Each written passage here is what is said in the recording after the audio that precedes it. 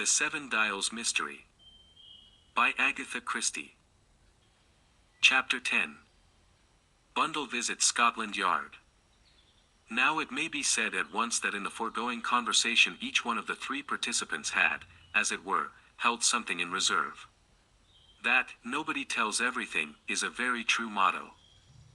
It may be questioned, for instance, if Lorraine Wade was perfectly sincere in her account of the motives which had led her to seek out Jimmy Thesiger. In the same way, Jimmy Thesiger himself had various ideas and plans connected with the forthcoming party at George Lomax's which he had no intention of revealing to, say, Bundle. And Bundle herself had a fully fledged plan which she proposed to put into immediate execution and which she had said nothing whatever about. On leaving Jimmy Thesiger's rooms, she drove to Scotland Yard, where she asked to see Superintendent Battle. Superintendent Battle was rather a big man. He worked almost entirely on cases of a delicate political nature. On such a case he had come to Chimneys 4 years ago, and Bundle was frankly trading on his remembering this fact. After a short delay, she was taken along several corridors and into the superintendent's private room. Battle was a stolid-looking man with a wooden face. He looked supremely unintelligent and more like a commissionaire than a detective. He was standing by the window when she entered, gazing in an expressionless manner at some sparrows. "Good afternoon, Lady Eileen," he said. "Sit down, won't you?" "Thank you," said Bundle. "I was afraid you mightn't remember me." "Always remember people," said Battle. He added, "Got to in my job." "Oh," said Bundle, rather damped. "And what can I do for you?" inquired the superintendent. Bundle came straight to the point. "I've always heard that you people at Scotland Yard have lists of all secret societies and things like that that are formed in London." "We try to keep up to date," said Superintendent Battle cautiously. "I suppose a great many of them aren't really dangerous." "We've got a very good rule to go by," said Battle. "The more they talk, the less they'll do. You'd be surprised how well that works out. And I've heard that very often you let them go on." Battle nodded. "That's so.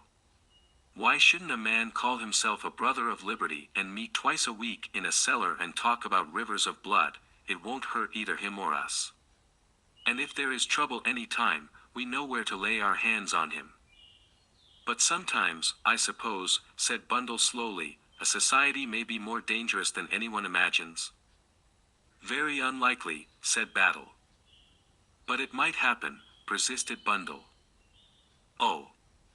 It might," admitted the superintendent. There was a moment or two's silence. Then Bundle said quietly, "Superintendent Battle, could you give me a list of secret societies that have their headquarters in Seven Dials?" It was Superintendent Battle's boast that he had never been seen to display emotion. But Bundle could have sworn that just for a moment his eyelids flickered and he looked taken aback. Only for a moment, however. He was his usual wooden self as he said, "Strictly speaking, Lady Eileen, there's no such place as Seven Dials nowadays. No. No. Most of it is pulled down and rebuilt. It was rather a low quarter once, but it's very respectable and high class nowadays. Not at all a romantic spot to poke about in for mysterious secret societies." "Oh," said Bundle, rather nonplussed. "But all the same I should very much like to know what put that neighborhood into your head, Lady Eileen." "Have I got to tell you?" "Well, it saves trouble, doesn't it? We know where we are, so to speak." Bundle hesitated for a minute. "There was a man shot yesterday," she said slowly. "I thought I had run over him. Mr. Ronald Devereux. You know about it, of course. Why has there been nothing in the papers?" "Do you really want to know that, Lady Eileen?" "Yes, please." "Well, we just thought we should like to have a clear 24 hours, see? It will be in the papers tomorrow." "Oh." Bundle studied him, puzzled. What was hidden behind that immovable face? Did he regard the shooting of Ronald Devereux as an ordinary crime or as an extraordinary one? He mentioned 7 dials when he was dying, said Bundle slowly. Thank you, said Battle. I'll make a note of that. He wrote a few words on the blotting pad in front of him. Bundle started on another tack. Mr. Lomax, I understand, came to see you yesterday about a threatening letter he had had. He did. And that was written from 7 dials? It had 7 dials written at the top of it, I believe. Bundle felt as though she was battering hopelessly on a locked door. If you'll let me advise you, Lady Eileen. I know what you're going to say.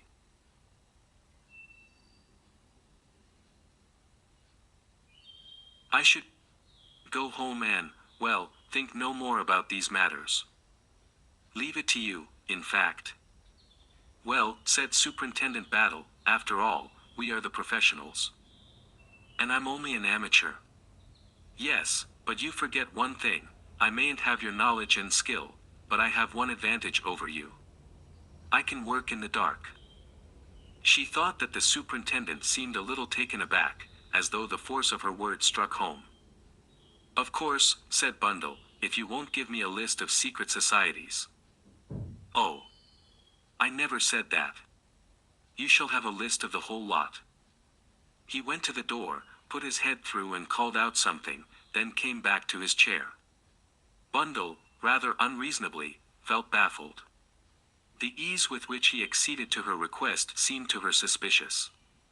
He was looking at her now in a placid fashion. Do you remember the death of Mr. Gerald Wade? She asked abruptly. Down at your place, wasn't it? Took an overdraft of sleeping mixture.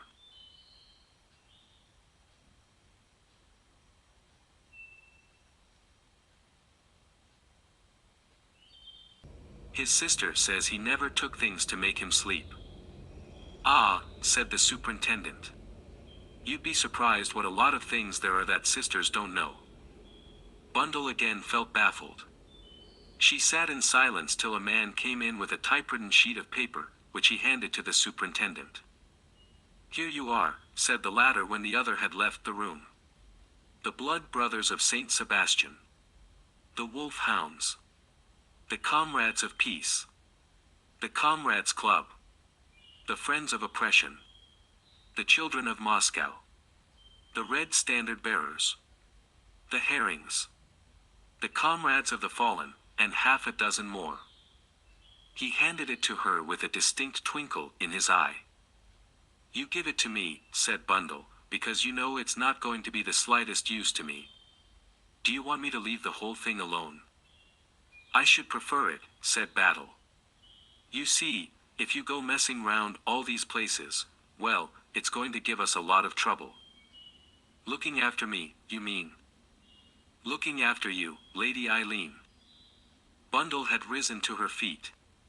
Now she stood undecided. So far the honors lay with Superintendent Battle. Then she remembered one slight incident, and she based a last appeal upon it. I said just now that an amateur could do some things which a professional couldn't. You didn't contradict me. That's because you're an honest man, Superintendent Battle. You knew I was right. Go on, said Battle quietly. At Chimneys you let me help. Won't you let me help now? Battle seemed to be turning the thing over in his mind. Emboldened by his silence, Bundle continued. You know pretty well what I'm like, Superintendent Battle. I butt into things. I'm a nosy Parker. I don't want to get in your way or to try and do things that you're doing and can do a great deal better. But if there's a chance for an amateur, let me have it. Again there was a pause, and then Superintendent Battle said quietly. You couldn't have spoken fairer than you have done, Lady Eileen. But I'm just going to say this to you. What you propose is dangerous. And when I say dangerous, I mean dangerous. I've grasped that, said Bundle. I'm not a fool. No, said Superintendent Battle. Never knew a young lady who was less so. What I'll do for you, Lady Eileen, is this. I'll just give you one little hint. And I'm doing it because I never have thought much of the motto, safety first. In my opinion, half the people who spend their lives avoiding being run over by buses had much better be run over and put safely out of the way. They're no good.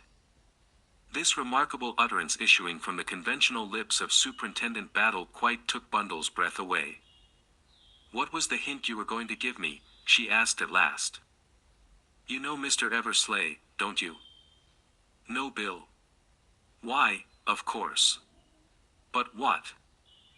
"I think Mr. Bill Eversley will be able to tell you all you want to know about Seven Dials." "Bill knows about it." "Bill." "I didn't say that. Not at all. But I think, being a quick-witted young lady, you'll get what you want from him." "And now," said Superintendent Battle firmly, "I'm not going to say another word." Chapter 11. Dinner with Bill. Bundle set out to keep her appointment with Bill on the following evening full of expectation. Bill greeted her with every sign of elation. "Bill really is rather nice," thought Bundle to herself. "Just like a large, clumsy dog that wags its tail when it's pleased to see you." The large dog was uttering short staccato yelps of comment and information. "You look tremendously fit, Bundle. I can't tell you how pleased I am to see you. I've ordered oysters. You do like oysters, don't you? And how's everything? What did you want to go moldering about abroad so long? Were you having a very gay time?" "No, deadly," said Bundle. "Perfectly foul. Old diseased colonels creeping about in the sun, and active, wizened spinsters running libraries and churches." "Give me England," said Bill. "I bar this foreign business, except Switzerland." "Switzerland's all right. I'm thinking of going this Christmas. Why don't you come along?" "I'll think of it," said Bundle. "What have you been doing with yourself lately, Bill?" It was an incautious query. Bundle had merely made it out of politeness and as a preliminary to introducing her own topics of conversation. It was, however, the opening for which Bill had been waiting. "That's just what I've been wanting to tell you about. You're brainy, Bundle, and I want your advice. You know that musical show, Damn Your Eyes?" "Yes." "Well, I'm going to tell you about one of the dirtiest pieces of work imaginable. My God! The theatrical crowd. There's a girl, a Yankee girl, a perfect stunner." Bundle's heart sank. The grievances of Bill's lady friends were always interminable. They went on, and there was no stemming them. "This girl, Babe Streetmore her name is." "I wonder how she got that name," said Bundle sarcastically. Bill replied literally. "She got it out of Who's Who. Opened it and jabbed her finger down on a page without looking. Pretty nifty, eh? Her real name's Goldschmidt or Abermere, something quite impossible."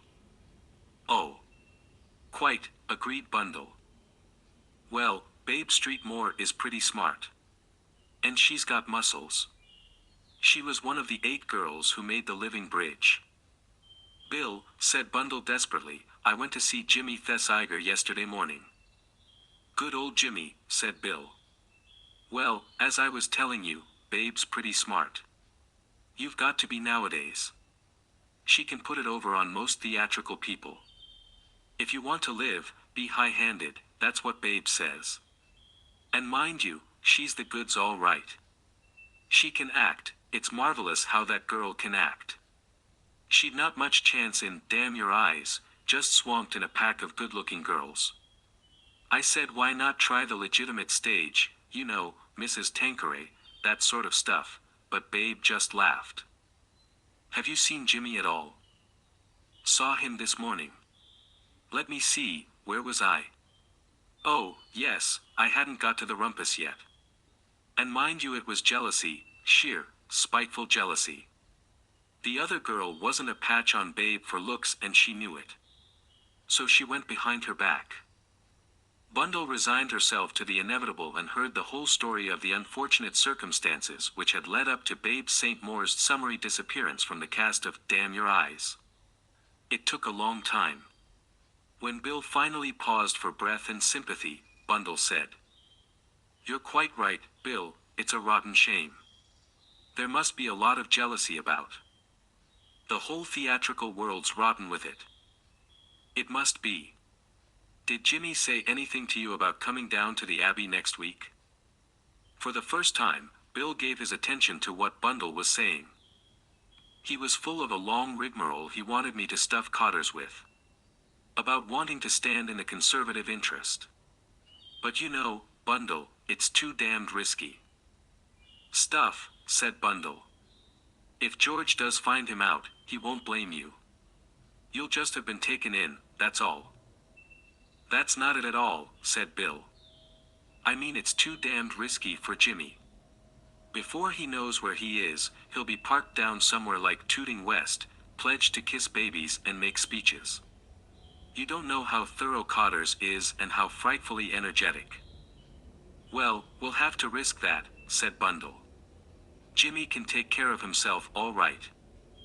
"You don't know Cotters," repeated Bill. "Who's coming to this party, Bill? Is it anything very special?" "Only the usual sort of muck. Mrs. Agatha for one." "The MP?" "Yes, you know, always going off the deep end about welfare and pure milk and save the children. Think of poor Jimmy being talked to by her." "Never mind Jimmy. Go on telling me." "Then there's a Hungarian, what they call a young Hungarian. Countess something unpronounceable. She's all right." He swallowed as though embarrassed, and Bundle observed that he was crumbling his bread nervously. "Young and beautiful?" she inquired delicately. "Oh. Rather. I didn't know George went in for female beauty much." "Oh. He doesn't. She runs baby feeding in Budapest, something like that. Naturally she and Mrs. Agatha want to get together." "Who else?" "Sir Stanley Digby. The Air Minister." "Yes. And his secretary, Terence O'Rourke. He's rather a lad, by the way, or used to be in his flying days. Then there's a perfectly poisonous German chap called Herr Eberhard. I don't know who he is, but we're all making the hell of a fuss about him. I've been twice told off to take him out to lunch, and I can tell you, Bundle, it was no joke. He's not like the embassy chaps, who are all very decent. This man sucks in soup and eats peas with a knife. Not only that, but the brute is always biting his fingernails, positively gnaws at them. Pretty foul. Isn't it? I believe he invents things, something of the kind. Well, that's all." "Oh. Yes, Sir Oswald Coote. And Lady Coote?" "Yes, I believe she's coming too." Bundle sat lost in thought for some minutes. Bill's list was suggestive, but she hadn't time to think out various possibilities just now. She must get on to the next point. "Bill," she said. "What's all this about 7 Dials?" Bill at once looked horribly embarrassed. He blinked and avoided her glance. "I don't know what you mean," he said. "Nonsense," said Bundle. "I was told you know all about it." "About what?" This was rather a poser. Bundle shifted her ground. "I don't see what you want to be so secretive for," she complained. "Nothing to be secretive about. Nobody goes there much now. It was only a craze." This sounded puzzling. "One gets so out of things when one is away," said Bundle in a sad voice. "Oh. You haven't missed much," said Bill. "Everyone went there just to say they had been. It was boring really, and, my God, you can get tired of fried fish." "Where did everyone go?" "To the 7 Dials Club, of course," said Bill, staring. "Wasn't that what you were asking about?" "I didn't know it by that name," said Bundle. "Used to be a slummy sort of district round about Tottenham Court Road way. It's all pulled down and cleaned up now. But the 7 Dials Club keeps to the old atmosphere. Fried fish and chips. General squalor. Kind of East End stunt, but awfully handy to get at after a show. It's a nightclub, I suppose, said Bundle. Dancing and all that? That's it. Awfully mixed crowd. Not a posh affair. Artists, you know, and all sorts of odd women and a sprinkling of our lot. They say quite a lot of things, but I think that's all bunkum myself, just said to make the place go. Good, said Bundle. We'll go there tonight. Oh. I shouldn't do that, said Bill. His embarrassment had returned. I tell you it's played out. Nobody goes there now. Well, we're going. You wouldn't care for it, Bundle. You wouldn't really. You're going to take me to the Seven Dials Club and nowhere else, Bill. And I should like to know why you are so unwilling. Unwilling. Painfully so. What's the guilty secret? Guilty secret? Don't keep repeating what I say. You do it to give yourself time. I don't, said Bill indignantly. It's only. Well. I know there's something. You never can conceal anything. I've got nothing to conceal. It's only. Well. It's a long story, you see, I took Babe Street Moor there one night. Oh. Babe Street Moor again. Why not? I didn't know it was about her, said Bundle, stifling a yawn. As I say, I took Babe there. She rather fancied a lobster. I had a lobster under my arm. The story went on. When the lobster had been finally dismembered in a struggle between Bill and a fellow who was a rank outsider, Bundle brought her attention back to him. I see, she said. And there was a row. Yes, but it was my lobster. I'd bought it and paid for it. I had a perfect right. Oh. You had, said Bundle hastily. But I'm sure that's all forgotten now. And I don't care for lobsters anyway. So let's go. We may be raided by the police. There's a room upstairs where they play baccarat. Father will have to come out and bail me out, that's all. Come on, Bill. Bill still seemed rather reluctant, but Bundle was adamant, and they were soon speeding to their destination in a taxi. The place, when they got to it, was much as she imagined it would be. It was a tall house in a narrow street, 14, Hunstanton Street, she noted the number. A man whose face was strangely familiar opened the door. She thought he started slightly when he saw her, but he greeted Bill with respectful recognition. He was a tall man, with fair hair, a rather weak, anemic face and slightly shifty eyes. Bundle puzzled to herself where she could have seen him before. Bill had recovered his equilibrium now and quite enjoyed doing showman. They danced in a cellar, which was very full of smoke, so much so that you saw everyone through a blue haze. The smell of fried fish was almost overpowering. On the wall were rough charcoal sketches, some of them executed with real talent. The company was extremely mixed. There were portly foreigners, opulent Jewesses, a sprinkling of the really smart, and several ladies belonging to the oldest profession in the world. Soon Bill led Bundle upstairs. There the weak-faced man was on guard, watching all those admitted to the gambling room with a lynx eye. Suddenly recognition came to Bundle. Of course, she said. How stupid of me. It's Alfred, who used to be second footman at Chimneys. How are you, Alfred? Nicely, thank you, your ladyship. When did you leave Chimneys, Alfred? Was it long before we got back? It was about a month ago, my lady.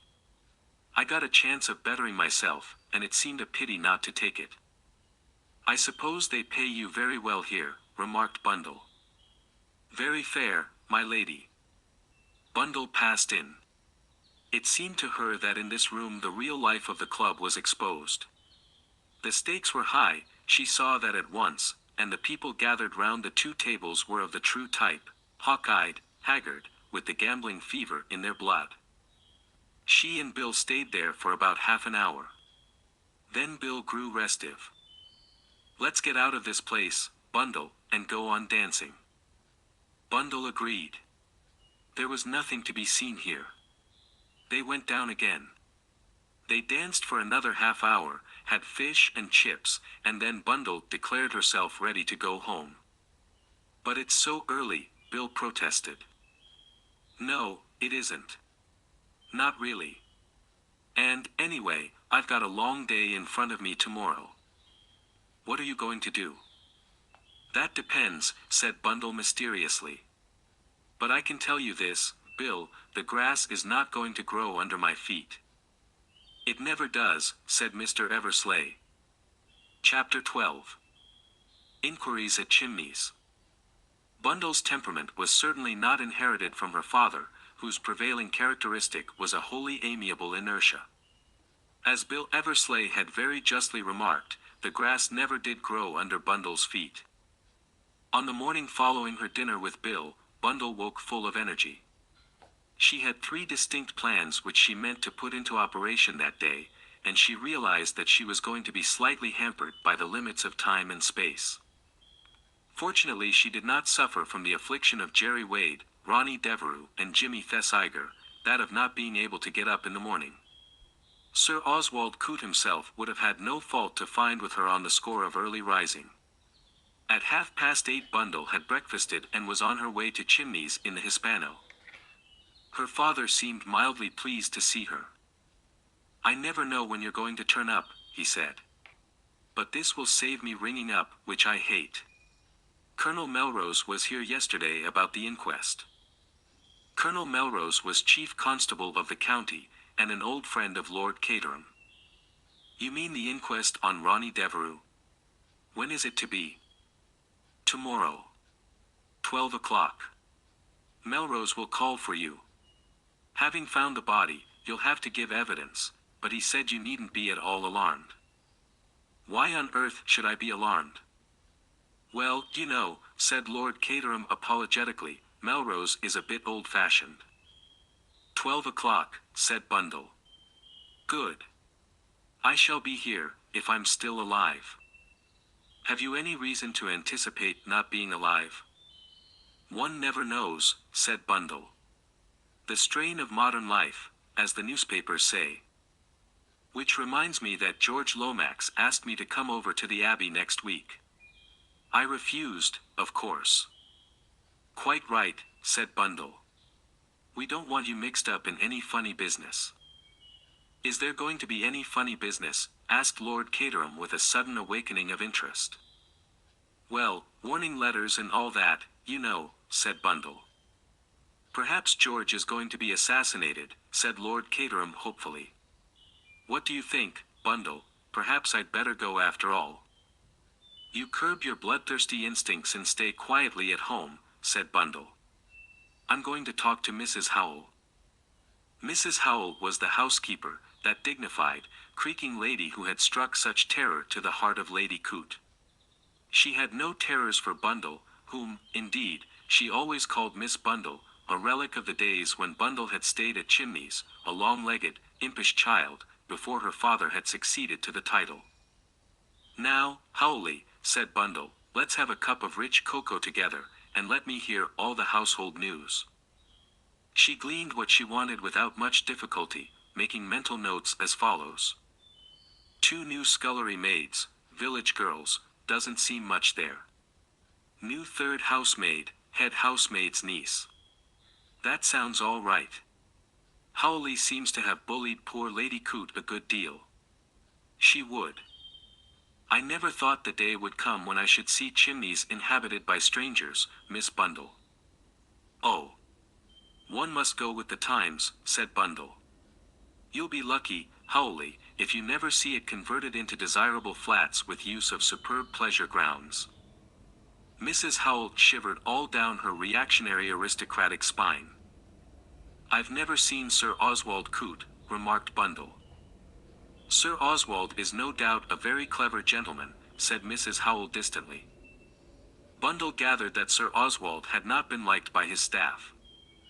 Of course, it was Mr. Bateman who saw to everything, continued the housekeeper. A very efficient gentleman. A very efficient gentleman indeed, and one who knew the way things ought to be done. Bundle led the talk on to the topic of Gerald Wade's death. Mrs. Howell was only too willing to talk about it, and was full of pitying ejaculations about the poor young gentleman, but Bundle gleaned nothing new. Presently she took leave of Mrs. Howell and came downstairs again, where she promptly rang for Treadwell. Treadwell, when did Alfred leave? It would be about a month ago now, my lady. Why did he leave? It was by his own wish, my lady. I believe he has gone to London. I was not dissatisfied with him in any way. I think you will find the new footman, John, very satisfactory. He seems to know his work and to be most anxious to give satisfaction. Where did he come from? He had excellent references, my lady. He had lived last with Lord Mount Vernon. I see, said Bundle thoughtfully. She was remembering that Lord Mount Vernon was at present on a shooting trip in East Africa. What's his last name, Treadwell? Bower, my lady. Treadwell paused for a minute or two and then, seeing that Bundle had finished, he quietly left the room. Bundle remained lost in thought. John had opened the door to her on her arrival that day, and she had taken particular notice of him without seeming to do so. Apparently, he was the perfect servant, well trained, with an expressionless face. He had, perhaps, a more soldierly bearing than most footmen, and there was something a little odd about the shape of the back of his head. But these details, as Bundle realized, were hardly relevant to the situation. She sat frowning down at the blotting paper in front of her. She had a pencil in her hand and was idly tracing the name Bower over and over again. Suddenly an idea struck her and she stopped dead, staring at the word. Then she summoned Treadwell once more. Treadwell, how is the name Bower spelt? B-U-R, my lady. That's not an English name. I believe he is of Swiss extraction, my lady. Oh. That's all, Treadwell, thank you. Swiss extraction. No. German. That martial carriage, that flat back to the head. And he had come to Chimneys a fortnight before Jerry Wade's death. Bundle rose to her feet. She had done all she could hear. Now to get on with things. She went in search of her father. I'm off again, she said. I've got to go and see Aunt Marcia. Got to see Marcia? Lord Caterham's voice was full of astonishment. Poor child, how did you get let in for that? Just for once, said Bundle, I happen to be going of my own free will. Lord Caterham looked at her in amazement. That anyone could have a genuine desire to face his redoubtable sister-in-law was quite incomprehensible to him. Marcia, Marchioness of Caterham, the widow of his late brother Henry, was a very prominent personality. Lord Caterham admitted that she had made Henry an admirable wife and that but for her in all probability he would never have held the office of Secretary of State for Foreign Affairs. On the other hand, he had always looked upon Henry's early death as a merciful release. It seemed to him that Bundle was foolishly putting her head into the lion's mouth. Oh. I say, he said. You know, I shouldn't do that. You don't know what it may lead to. I know what I hope it's going to lead to, said Bundle. I'm all right, father, don't you worry about me. Lord Caterham sighed and settled himself more comfortably in his chair. He went back to his perusal of the field. But in a minute or two Bundle suddenly put her head in again. Sorry, she said. But there's one other thing I wanted to ask you. What is Sir Oswald Coote? I told you, a steamroller. I don't mean your personal impression of him. How did he make his money, trouser buttons or brass beds or what? Oh. I see. He's steel. Steel and iron.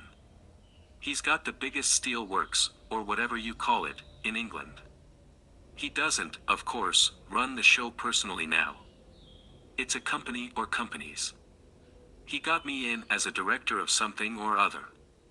Very good business for me, nothing to do except go down to the city once or twice a year to one of those hotel places, Cannon Street or Liverpool Street, and sit round a table where they have very nice new blotting paper. Then Coot or some clever Johnny makes a speech simply bristling with figures, but fortunately you needn't listen to it, and I can tell you, you often get a jolly good lunch out of it. Uninterested in Lord Caterham's lunches, Bundle had departed again before he had finished speaking.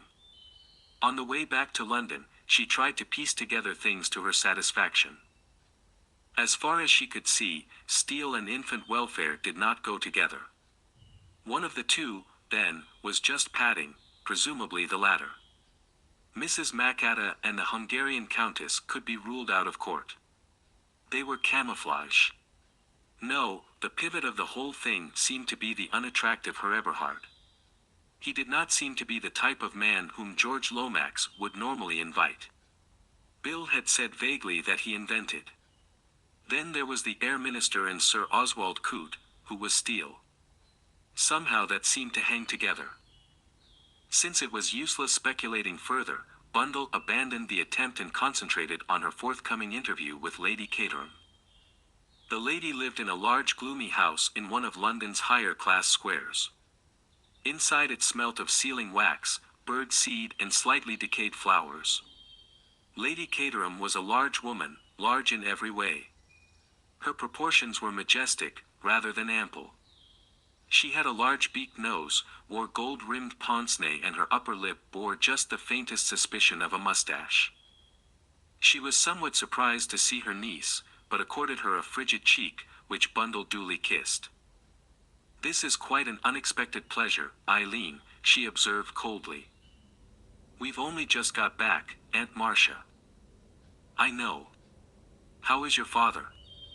"Much as usual." Her tone conveyed disparagement. She had a poor opinion of Alastair Edward Brent, 9th Marquis of Caterham. She would have called him, had she known the term, a poor fish. "Father is very well. He's down at Chimneys." "Indeed. You know, Eileen, I never approved of the letting of Chimneys. The place is, in many ways, a historical monument. It should not be cheapened." "It must have been wonderful in Uncle Henry's day," said Bundle with a slight sigh. "Henry realized his responsibilities," said Henry's widow. "Think of the people who stayed there," went on Bundle ecstatically. "All the principal statesmen of Europe." Lady Caterham sighed. "I can truly say that history has been made there more than once," she observed. "If only your father—" She shook her head sadly. "Politics bore father," said Bundle, "and yet they are about the most fascinating study there is, I should say. Especially if one knew about them from the inside." She made this extravagantly untruthful statement of her feelings without even a blush. Her aunt looked at her with some surprise. "I am pleased to hear you say so," she said. "I always imagined, Eileen, that you cared for nothing but this modern pursuit of pleasure." "I used to," said Bundle. "It is true that you are still very young," said Lady Caterham thoughtfully. "But with your advantages, and if you were to marry suitably, you might be one of the leading political hostesses of the day." Bundle felt slightly alarmed. For a moment she feared that her aunt might produce a suitable husband straight away. "But I feel such a fool," said Bundle. "I mean I know so little." "That can easily be remedied," said Lady Caterham briskly. "I have any amount of literature I can lend you." "Thank you, Aunt Marcia," said Bundle, and proceeded hastily to her second line of attack. "I wondered if you knew Mrs. Macata, Aunt Marcia." "Certainly I know her. A most estimable woman with a brilliant brain. I may say that as a general rule I do not hold with women standing for Parliament. They can make their influence felt in a more womanly fashion."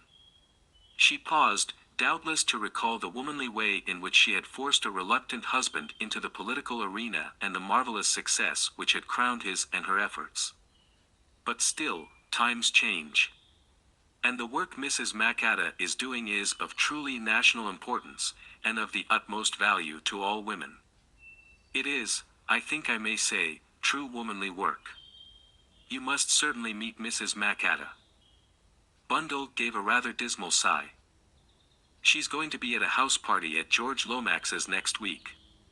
He asked father, who, of course, won't go, but he never thought of asking me. Thinks I'm too much of an idiot, I suppose. It occurred to Lady Caterham that her niece was really wonderfully improved. Had she, perhaps, had an unfortunate love affair? An unfortunate love affair, in Lady Caterham's opinion, was often highly beneficial to young girls. It made them take life seriously. I don't suppose George Lomax realizes for a moment that you have, shall we say, grown up. Eileen, dear, she said, I must have a few words with him. He doesn't like me, said Bundle. I know he won't ask me. Nonsense, said Lady Caterham. I shall make a point of it. I knew George Lomax when he was so high. She indicated a quite impossible height. He will be only too pleased to do me a favor. And he will be sure to see for himself that it is vitally important that the present-day young girls of our own class should take an intelligent interest in the welfare of their country. Bundle nearly said, here, but checked herself. I will find you some literature now, said Lady Caterham, rising. She called in a piercing voice, Miss Connor. A very neat secretary with a frightened expression came running. Lady Caterham gave her various directions. Presently Bundle was driving back to Brook Street with an armful of the driest-looking literature imaginable. Her next proceeding was to ring up Jimmy Thesiger. His first words were full of triumph. I've managed it, he said. Had a lot of trouble with Bill, though. He'd got it into his thick head that I should be a lamb among the wolves. But I made him see sense at last.